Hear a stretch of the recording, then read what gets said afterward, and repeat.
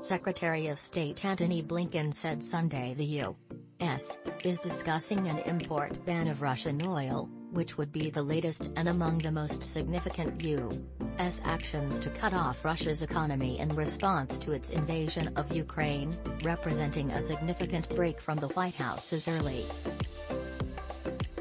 The White House had long resisted a Russian oil ban, saying its priorities were to lower prices and steady the energy supply, but Biden said Wednesday a ban on oil imports remained on the table. An oil ban received broad bipartisan support last week, with the likes of Representative Nancy Pelosi, Democrat California, and Senators Joe Manchin, D.W.V., and Lisa Murkowski, Republican Alaska, calling for the measure. Ryan Fitzmaurice, an energy analyst at Rabobank, told CNN Friday a ban would be largely symbolic and not significantly impact the American oil supply. Last week, the U.S. committed to release 30 million barrels of oil from its strategic reserves, and American allies in Asia and Europe said they will release 30 million barrels in a coordinated effort to combat supply issues stemming from the war in Ukraine.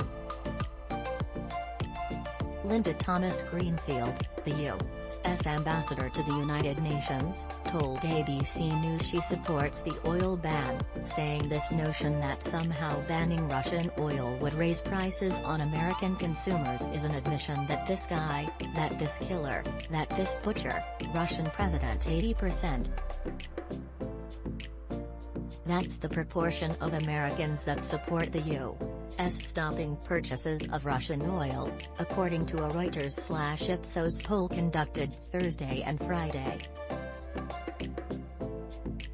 Blinken told CNN he sees evidence of Russia committing war crimes in Ukraine, saying there are very credible reports of deliberate attacks on civilians, which would constitute a war crime. The United Nations is investigating Russia's alleged human rights violations.